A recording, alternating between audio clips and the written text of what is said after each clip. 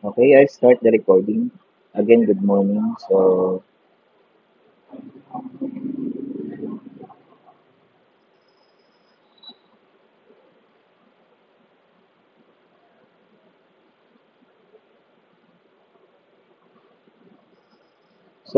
last time we have discussed all about vernier caliper. So, laki natin na konti. Okay, so we discuss its several components, functions, and parts. Okay, we have already described. And then from there on, we have stated the rules on how to read the vernier caliper. And then the list counting. So meron tayong zero error, no zero error, positive zero or error. Okay. And then we also have several examples.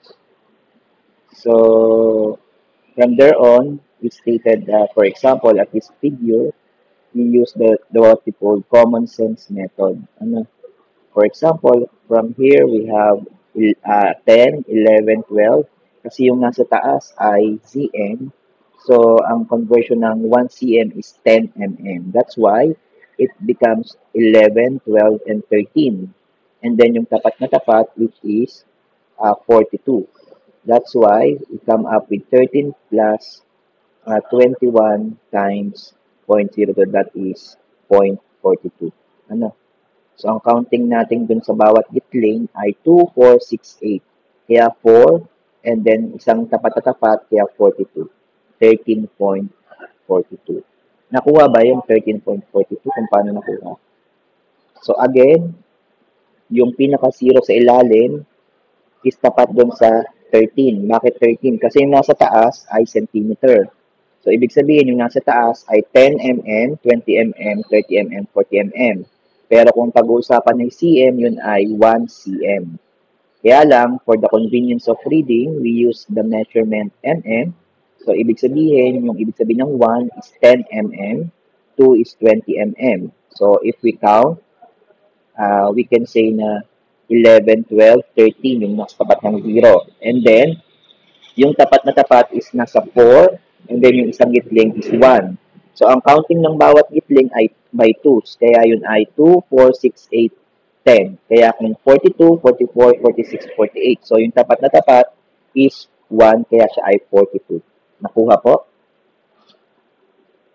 Sabi nga dyan, ang tawag ay common sense method. Okay? Next. Okay, thumbs up na lang para madali tayo. So, the next example, as you can see, okay, so we have, ang tapat na tapat is, yon nasa 20, 23. Ano to? Ari pala. Okay, dito, nasa tapat na tapat is yung 0, which is 19. And then yung tapat na tapat is pangalawang itling. So, that is 2, 4. So, 19 times point, and then 6, then dalawang gitling, kaya 0.64. Okay? Yung next naman na example, so yung 0 ay nasa tapat ng 23 and 24. That's why, tama ba? That is 23. And then yung tapat na tapat ay 6. So dapat yan ay 23.6. Okay? So mali siya. Hindi 22. Dapat it's supposedly 23.6. Hindi siya 22, dapat 23.6. So kita nyo, nagkakamali rin ang libro. Okay po, nakuha? Hindi siya 22.6, it's 23.6. Okay? Next, example. Okay? So, tingnan natin kung tama. So, as you can see, that is 3 and 4. So, that is 3.3 ay yung 0. And then, yung tapat na tapat ay 4. So, that is 3.34. 3.3 and then plus 0.04, that is 3.34. So, meaning, kapag ka ang reading ay wala kayong i-convert, you will rely on the numbers below. So, ibig sabihin, nakalagay dyan is 3 and 4 lang. So, kung wala nakalagay na unit, rely lang kayo dyan sa taas. So, we assume na yan ay in inches kasi malaki ang pagitan. So, yung 0 na nasa ilalim, nakatapat doon sa gitling ng pagitan ng 3 and 4, kaya siya ay 3.3. And then, yung tapat na tapat is 4. So, basically, hindi mo siya pwedeng i-plus sa 3. Kaya yung sunod na decimal places, which is the hundredths portion. So that is 3.3 plus 0.04, hindi 0.4. Kasi siya ay, kung 0.4, edi dapat nasa 3.7 yung tapat ng tapat na tapat. Nakuha po ba? Kaya siya ay 3.34. Nakuha? Thumbs up lang. Okay, thank you. Kapag hindi nakuha, you can thumbs down para naman i-review ko ulit. Thumbs down naman para i-re-explain ko. Thumbs down pag hindi na gets. Okay, on the next example, as you can see, we have the positive zero error, which is the 0.04. So, 0.04 siya kasi wala pa sa 0.1. So, ibig sabihin, 0.1, 0.2, 0.2, 0.5, going to 1 point.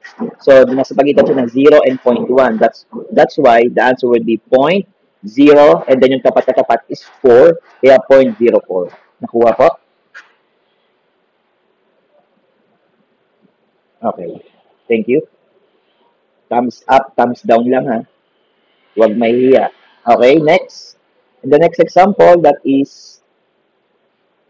Ay, nangyari dito. On the next example, we have the vernier scale 0. So, as you can see, wala pa siya sa 0. So, ibig sabihin negative. So, wala pang 0. So, that is negative point. And then yung tapat na tapat is 4. That is negative 0.04. So, actually, wala naman tayong measurement sa negative. Pero for the sake of reading, that is negative 0.04. Nakuha? Okay, so let's have an example. Question number 1. I-zoom natin para medyo malaki-laki. Okay, so any volunteer? Sige, wag na, dahil tayo magtatagal. So, as you can see, yung tapat na tapat natin ng 0 is 2.7. And then, yung tapat na tapat natin, we assume na lang na 8. So, that is 2.7 plus 0.08. So, the answer would be 2.78. 2.78. Nakuha? 2.78 cm. Pero pag i-convert natin siya sa mm, that is 27.8 mm. Nakuha?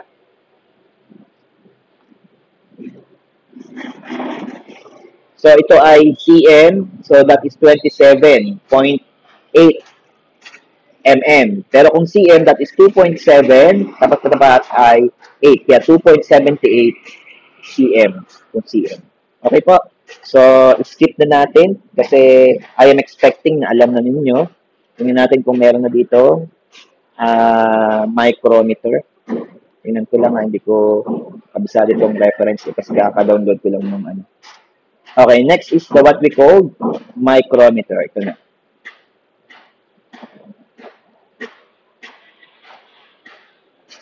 Okay, so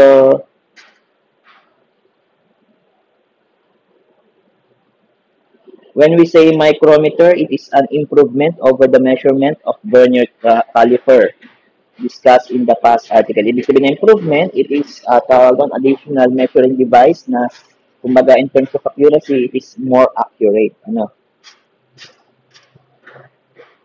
Okay, sala ka lang nilakayan kung dapat pala ay. Next.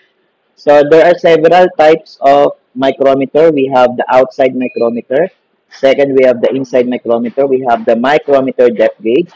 Next is bench micrometer. Number 5 is special purpose micrometer. We have the screw thread, V anvil thickness micrometer. On outside micrometer, it shows the following parts. We have the frame, anvil, ratchet, thimble, and barrel adjusting nut. Ito yun. So as you can see, we have the anvil, we have the U-frame, we have the screw, the nut, the main scale, sleeve, thimble, and ratchet. Ito yung ating gagamitin next week sa ating practical examination. So as you can see on the diagram or the figure, this is the way on how we can read. Okay? So as you can see, we have the first thimble line, which is the 5.5 mm, and then we have the 0.28, yung tapat na tapat, and we have the 0.03. So, paano nakuha yan? Okay? So, una, dito, titingnan natin, 5, ito. So, that is 5.5 nakalabas, kaya 5.5. And then yung tapat na tapat, which is 25, 26, 27, 28. So that is 5.5 plus 0.28. And then yung tapat na tapat sa taas, which is the 0.03. Kaya siya ay 5.5 plus 0.28 plus 0.03. So ang magiging reading natin ay 5.78 plus 0.03. So that is 5.783. 5.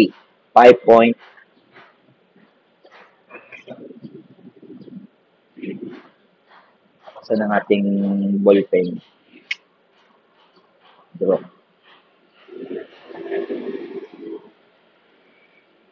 Wait lang, mali.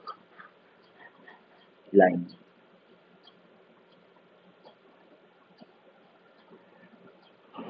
Saan ba yun? Ayan. So, as you can see, ito ay 5.5. Ito.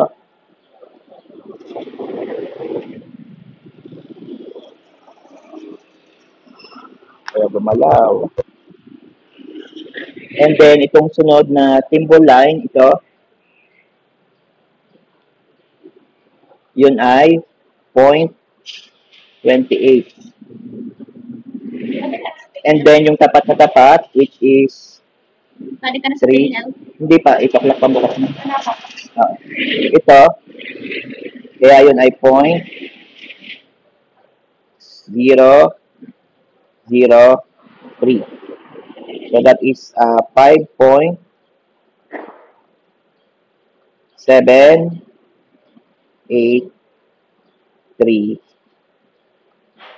mm. Okay po? So yan ang reading. 5.783 mm. Nakuha po? Nakuha? Okay, thank you. Kung hindi, pwede naman kayong manood sa YouTube para sa additional information. So using the first example, you can see below the following readings. So as you can see, we have 10, 11, 12, 12.5. Kasi 12 and then yung nasa ilalim ay 5. So yung 12, dito galing. Yung 0.5, dito galing. And then yung 0.16, 15, 16 dito galing. That's why ang answer ay 12.66. Okay? Nakuha po ang pagre-read ng micrometer? Nakuha? Okay, so thank you for the response. Madali lang naman siya. Ano? Next example. Ayan, reading na tayo. Sample reading. Okay? So, ibig sabihin, wala pa tayong 1 and 2. So, that is, ang first reading natin would be 1, 2. That is 2. And then, we have the second reading. Yung nasa ilalim natin, labas yung 5. Kaya 2.5. Okay? Patay. Ayaw gumalaw. 2.5. And then, yung tapat na tapat natin, 35. 36, 37, 38. Kaya yun ay 0.38. Kaya ang ating sagot, 2.88. Nakuha yung 2.88. Nakuha po yung 2.88. Okay, so any volunteer yung number 2, anong reading? That is 7.74. Okay, 7.74. Nakuha? Thumbs up, thumbs down. Okay. Thank you. Next. Ito. What would be the reading? That is 6.5 plus, anong tapat na tapat? 15, 16, 17, 18. That is 6.5 plus 0.18. That is 6.68. Nakuha? Sir pa, Paano? yung baba po. Paano nakuha? Okay, sige, ating elaborate. So, aking sulatan. So, as you can see, ito ay ang hirap ng aking ano. That is 6, 5. Ito ay 6. Ang hirap ng aking mouse.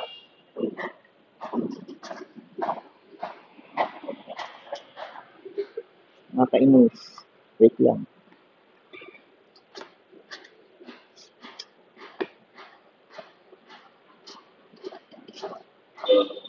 Okay, that is 6. And then itong sa baba, 0.5. Hello, ayaw. Sir, paano kung bilang 0.5? Wait lang, wait lang.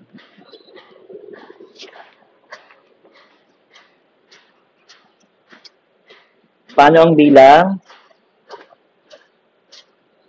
Wait lang, no? Okay, pangit pala dito. Okay, so as you can see, yung nasa taas, that is, counting ay 1. 1, 2, 3, 4, 5, 6. Yung nasa ilalim, ang counting nung dun sa 5, dun sa gitna sila ay 0.5. That yun ay, ibig sabihin,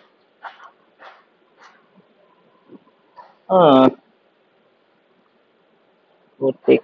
Sorry. Okay. Ayaw gumana ng mouse. Sama ka.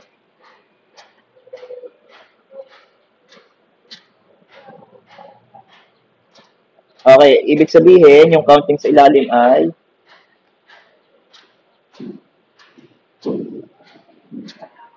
wait, ayaw gumana ng mouse.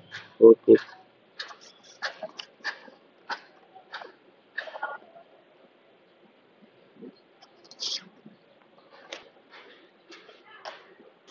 Yan. So, itong nasa ilalim ay 1, 2, 3, 4, 5. Ibig sabihin 6. Nasa ilalim ay 0.5,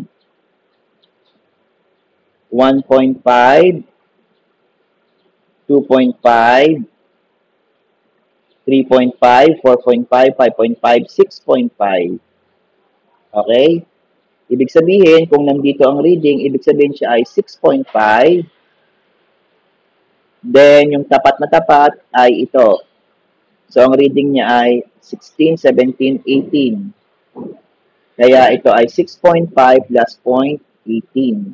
Kaya ang sagot, 6.68 mm. Nakuha ba?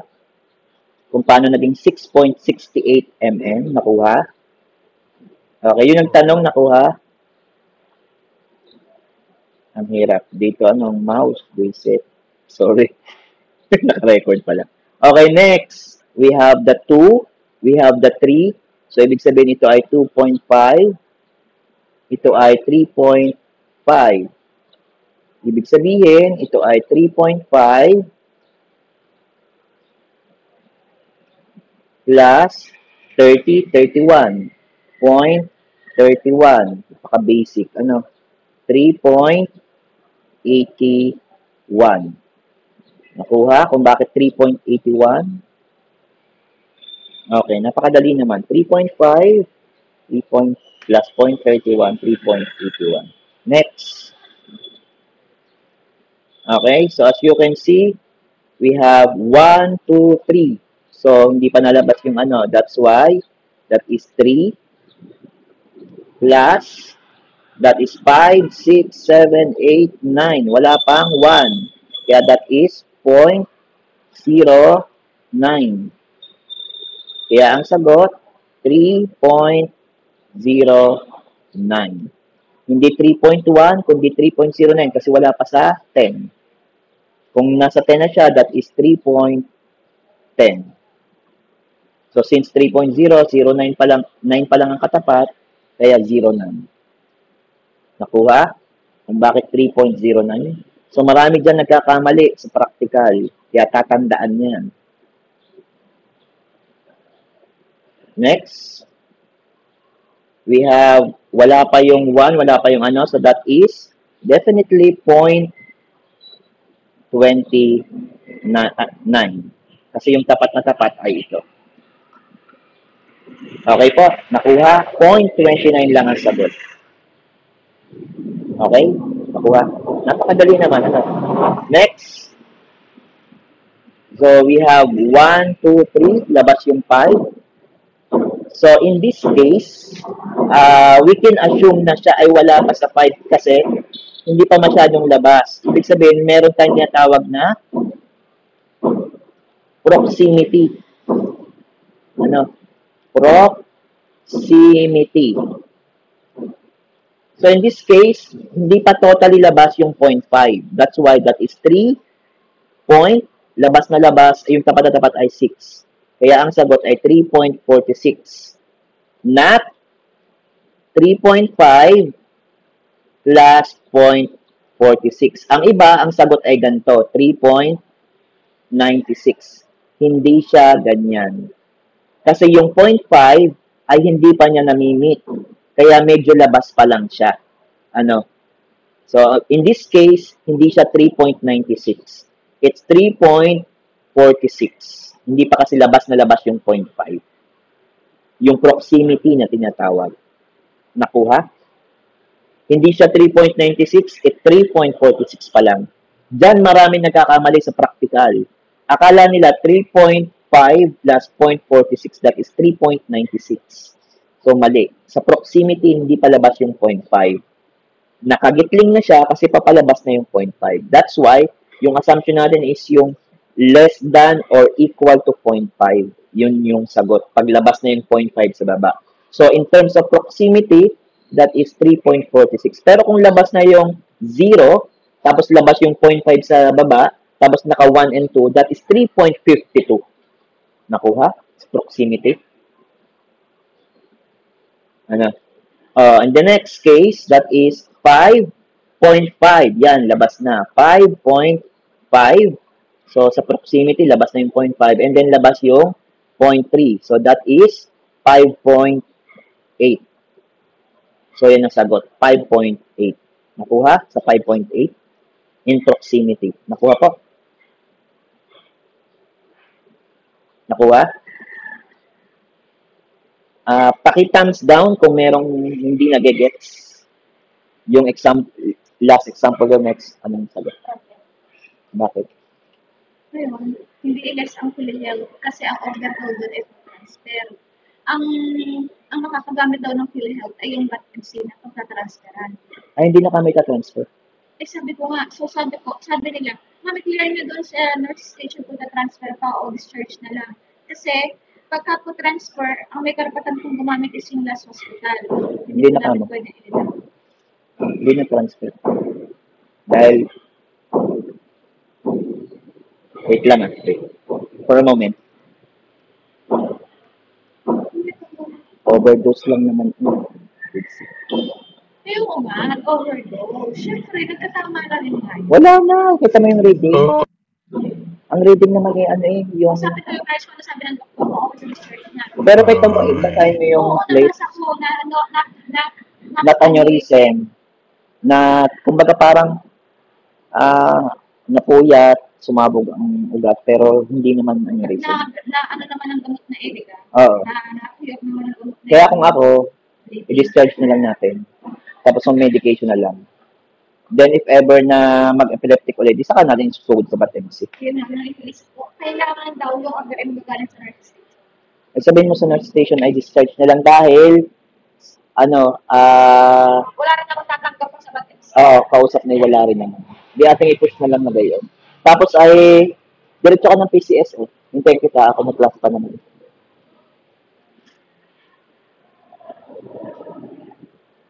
Okay po, so, I think, next. Okay, ito naman yung tatawag nating inside micrometers. So, on the picture, as you can see, nag-iba lang naman siya in terms of representation. So, the picture below show an inside micrometer. These types of micrometers, they do not have U-shaped frame and spindle, and the measuring tips are constituted by the jaws with contact surfaces, which are hardened and ground to radius. So as you can see, we have the locking knob nandun sa baba. We have the carbide jaws. We have the spindle, sleeve, thimble, and ratchet stop. Pero in terms of reading, same process with the outside micrometer. You read ito. Ito pa rin yung i-read nyo. Okay po. So, one jaw is held stationary at the end of one move. So, parts of inside micrometer. Next. Ito. Okay, skip na natin. Okay. We have next is the micrometer depth gauge. Okay, this is the example of micrometer depth gauge. We have the measuring rod, thimble scale. Pero same, merong reading corner. Same is the process of reading. Don't confuse on the physical appearance of a measurement. Focus on how it to read. Same process din naman. Ano? Same process on how to read micrometer. Next, we have the what we call bench micrometer. So the bench micrometer, as you can see in the picture, makes us magnifying technique a gap of 0.01 between the anvils. Okay. Next, we have yan, an example. Okay, so of course we have advantages of bench micrometer. From the word itself, bench micrometer, it's stationary. So the large diameter thimble permits the greater number of divisions around the large circumference, thus promoting better accuracy. The fixed anvil is replaced by a fiducial indicator to ensure constant measuring pressure. This device is more reliable than the ratchet.